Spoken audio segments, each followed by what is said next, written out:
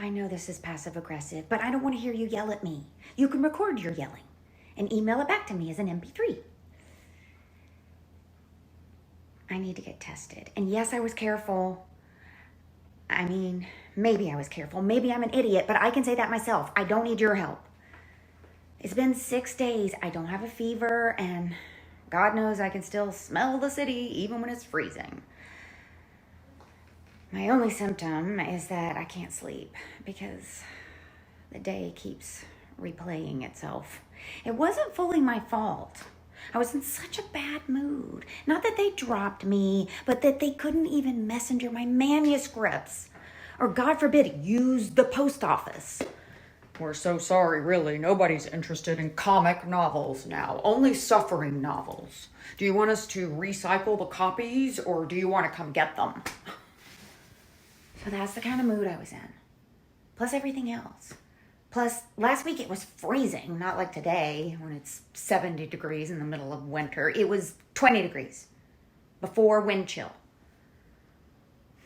Do I really want to go to the Upper West Side for 3 copies of an unsuffering memoir that nobody wants to publish? I do.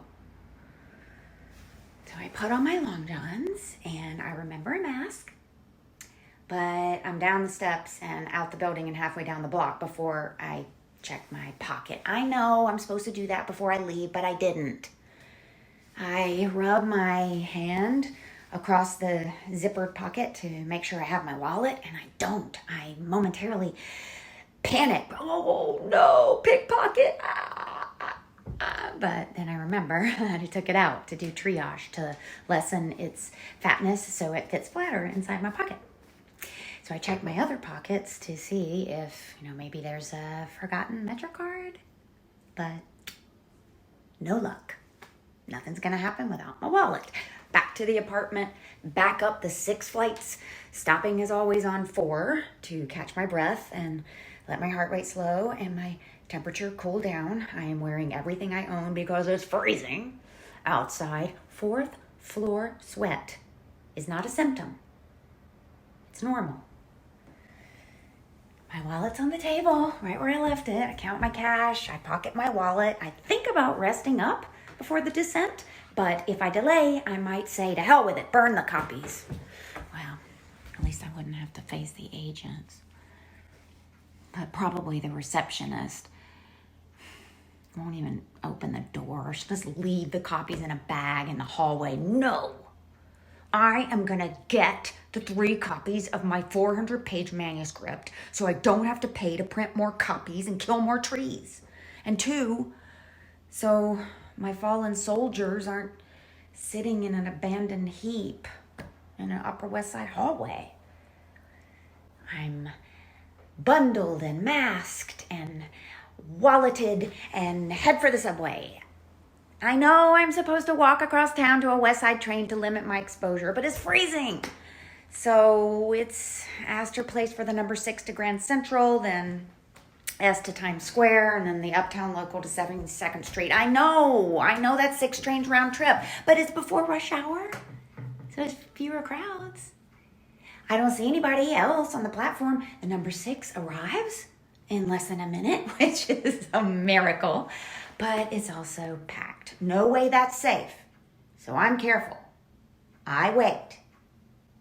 I go to sit, but I see that the one other occupant on the platform is sitting right in the middle of the bench. Not possible to be far enough away on either side. Also, he is wearing no mask. He's doing some kind of hand jive and head bouncing as he looks over there and looks there and then looks over there. He doesn't notice me notice him, so I indulge.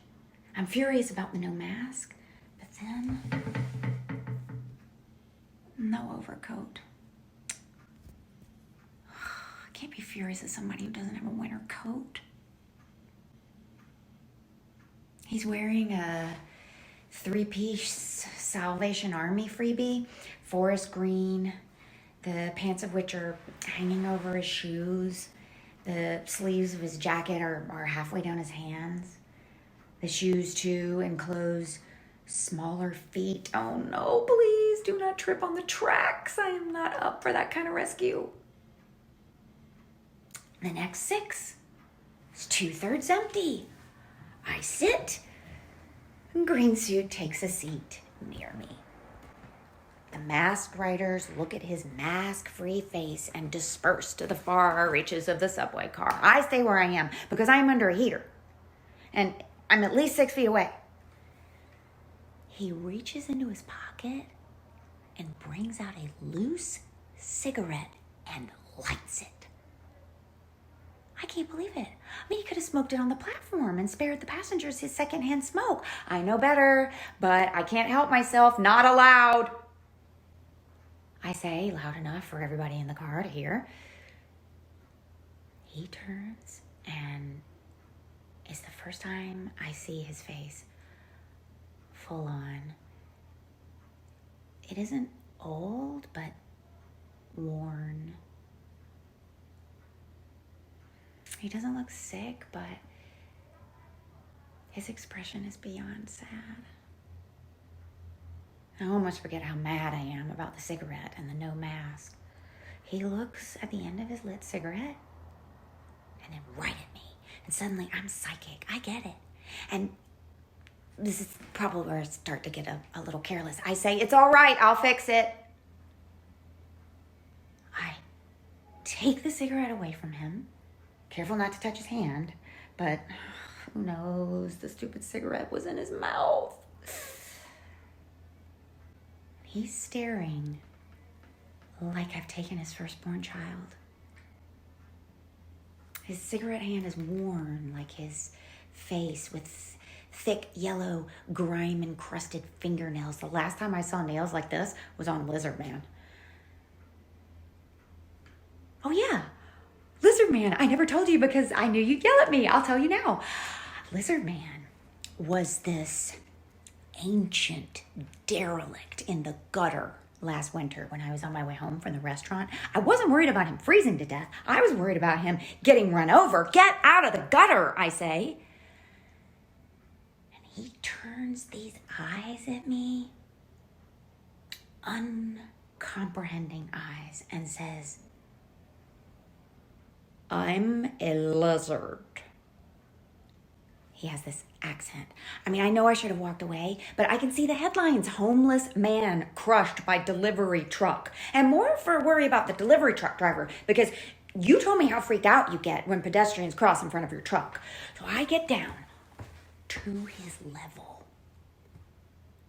"Hello, fellow lizard." I don't know what his accent is or what a lizard accent sounds like, but mine is bad French. Follow. And I crawl down the curb, glancing over my shoulder to make sure that Lizard Man follows. Miracle.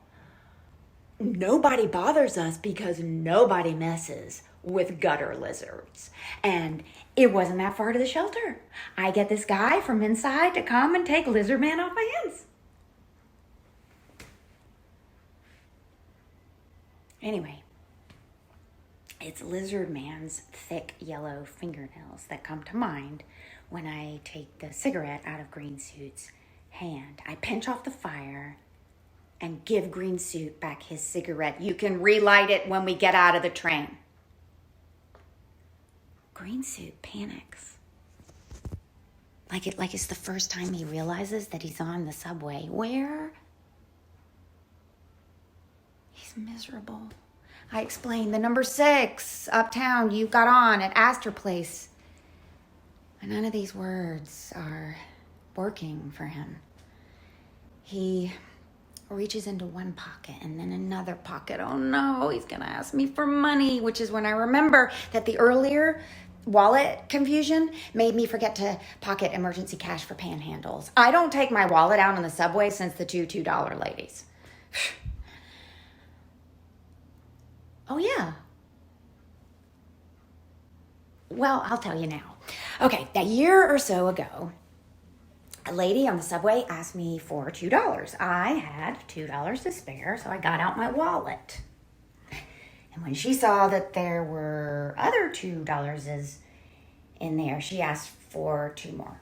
And then another lady asked, because she had $2, and why couldn't she have $2 and the other first she got to get $2? So yeah, they emptied me out. But I learned not to take my wallet out on the subway. So I'm gonna have to turn down Green Suit. But right then, the number 6 arrives at Grand Central Station, setting off the exit stampede. Green Suit and I are the last to leave, and thank goodness, some young guy holds the door for us. I hurry along thinking I'll lose Green Suit in the crowd, but there he is, right behind me when I get to the Times Square shuttle. He holds up his cigarette and he says, "Match?" He wasn't asking for money. He needs a match to relight his cigarette when he gets off the train. I have my matches. I always have them, like he said, in case the power goes out, I can locate the red emergency button. So as I'm reaching for the matches, a gloved hand comes between us, holding a book of matches. It's the young guy who held the door. "Take 'em," he mumbles behind his very professional-looking black mask.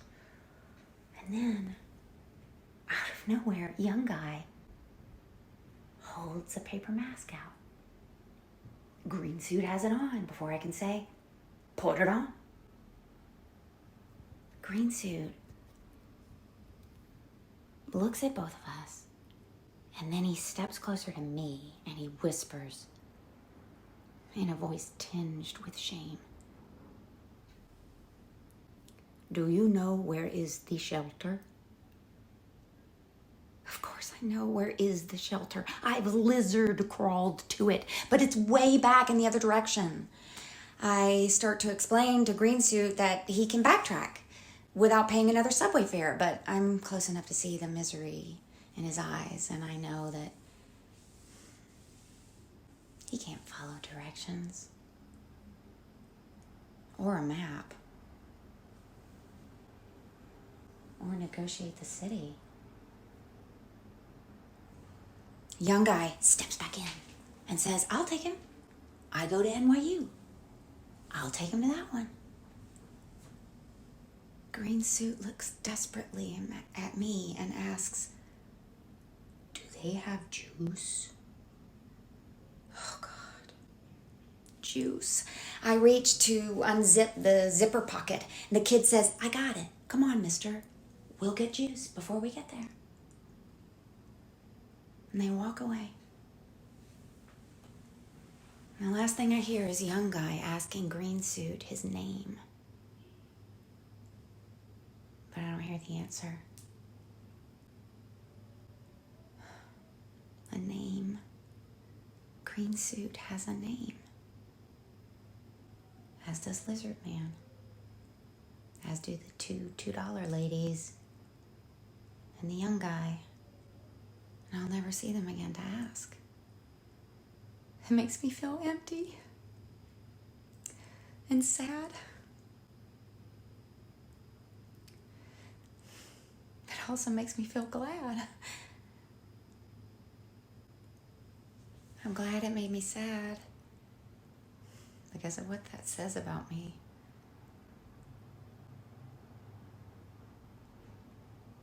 And I'm sad it made me glad because of what that says.